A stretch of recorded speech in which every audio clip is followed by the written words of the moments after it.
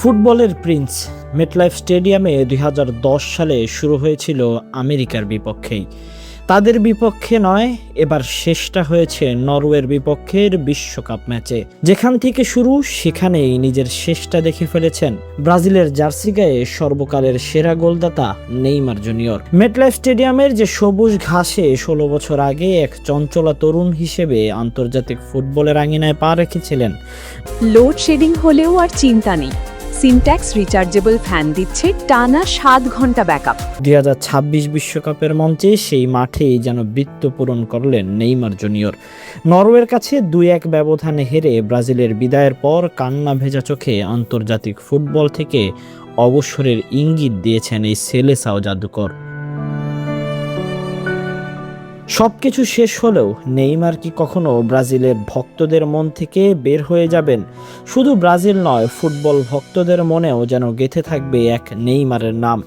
২০১০ সালে আন্তর্জাতিক ফুটবলে অভিষেক হওয়া নেইমার ব্রাজিলের হয়ে মোট ৪টি বিশ্বকাপে অংশ নিয়েছেন। বিশ্বমঞ্চের সোনালী ট্রফি অধরা থাকলেও দেশের হয়ে তার রয়েছে দারুণ সব কীর্তি।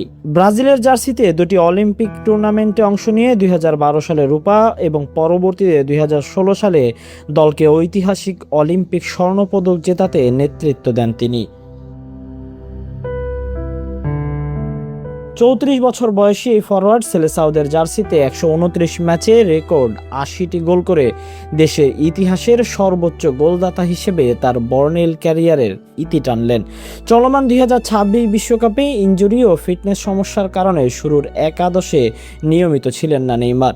আসরে মাত্র ২টি ম্যাচে বদলি খেলোয়াড় হিসেবে মাঠে নামার সুযোগ পান তিনি। গ্রুপ পর্বে স্কটল্যান্ডের বিপক্ষে দ্বিতীয় হাফে মাঠে নামার পর বিদায়ী ম্যাচে নরওয়ের বিপক্ষে যোগ করা সময়ে পেনাল্টি থেকে টুর্নামেন্টে নিজের একমাত্র গোলটি করেন তিনি। কিন্তু তার এই গোল যেন ব্রাজিলের হার এড়াতে পারেনি।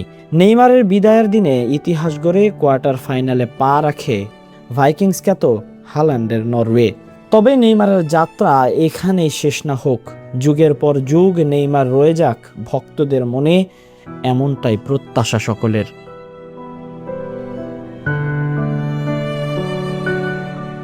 Tahsin Ahmed, BD archive.